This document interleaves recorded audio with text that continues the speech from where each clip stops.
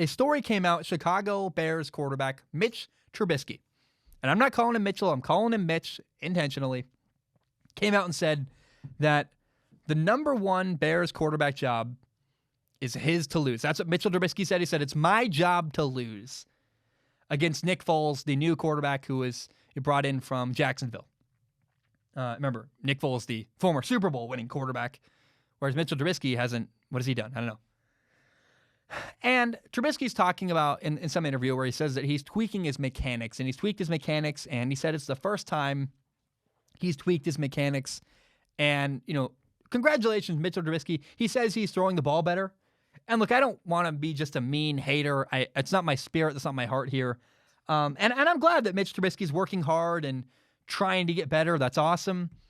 But I'll be honest, I did read the story, and Mitchell Trubisky's talking about how he's tweaking his mechanics to throw the ball better. And I couldn't help but think to myself, well, Mitch, that was really never your issue. Your issue has not been throwing the ball. Your issue, sure, it has been. You could have definitely been more accurate. But it's more than that. It is so much more than your mechanics that are wrong with Mitchell Trubisky, right? It's decision-making. That is my main concern for the Bears quarterback. His ability to read defenses, literally. His ability to pull the trigger when on a tight throw downfield. Why? There are plays where Mitchell Trubisky has a guy downfield who is open by NFL standards, and he doesn't grip it and rip it. He doesn't throw the ball. And the greatest importance to me is Mitchell Trubisky's decision-making. I don't hate Mitchell Trubisky. He has been infuriating to watch. But if Mitch succeeds, I'll be happy for him. I really will. I don't root against anybody. And he seems like a good dude. I don't think Mitchell Trubisky's a bad human being, right? That's not at all what I want to say here. But it has seemed like for a long time, Trubisky has been focusing on, the wrong things. And has not been focusing on his main problem, which would in fact be decision-making. And I wish Trubisky, and maybe I missed something. I want to hear an interview where Trubisky comes out and says, I'm working on decision-making. I'm working on reading NFL defenses and pre-snap reads. And, I really hope he's got a good quarterback coach who is helping him develop that part of his game this offseason, because if he doesn't develop his decision-making and his pre-snap reads and his ability to make choices and read defenses, if he doesn't develop that part of his game, then Mitchell Trubisky is in fact very certainly going to lose the Chicago Bears starting quarterback job. It's just, I have no doubt that's what's going to happen if he doesn't make a change. And personally, I honestly already think, I already believe Trubisky lost the job, because why would the Bears bring in Nick Foles unless they had very, very little faith in Trubisky? And the minute Trubisky screws up, it's over. And he's going to screw up, because every quarterback screws up at some point.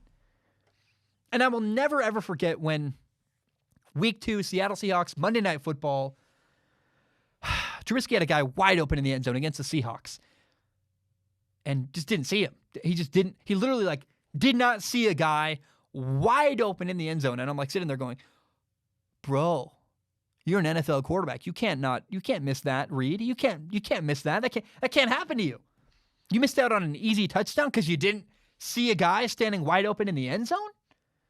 Or there was another moment, I don't want to say the wrong thing. I believe, I could be very wrong. I did a film analysis at some point. I think the jersey was maroon, so I think it's the team in Washington. I think it's that team. The team in the NFC East that used to have a name that is now no longer. I believe I believe it's that team. My point is, I remember vividly there's a moment where Trubisky had a guy, and there's many examples of this, but the one against the maroon uniforms is what sticks out in my head, where he's got a guy running vertically, and his receiver beats the man by a step. And by an NFL standard, if your guy beats a man by a step vertically downfield, down the sideline, that's open. You got to throw the ball. And Trubisky doesn't throw it. And you're like, oh, what? Dude, what are you looking at? He checked it down. I'm like, you took a 3-yard gain and you had a guy on first down, wide open downfield?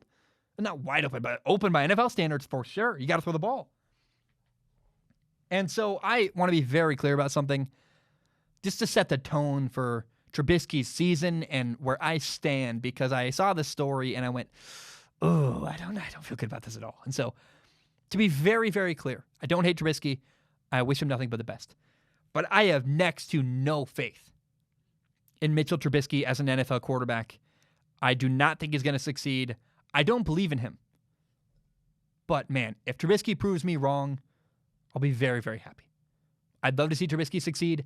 I root for every quarterback. And there's not really a quarterback in the NFL I go, I want that guy to fail. But Trubisky is the one dude, and I've talked about him a lot on this podcast. He is the guy that has been the most infuriating and frustrating to watch on film because of his lack of polish and his lack of good decision-making. And the fact that we're still hearing Trubisky talk about things that really aren't his problem. I want Trubisky to come out in an interview and say, I'm working on reading NFL defenses better. And until I hear that, I'm going to go, are you working on the right stuff? Because for a long time, I've been waiting, and Trubisky still has not worked on the right stuff.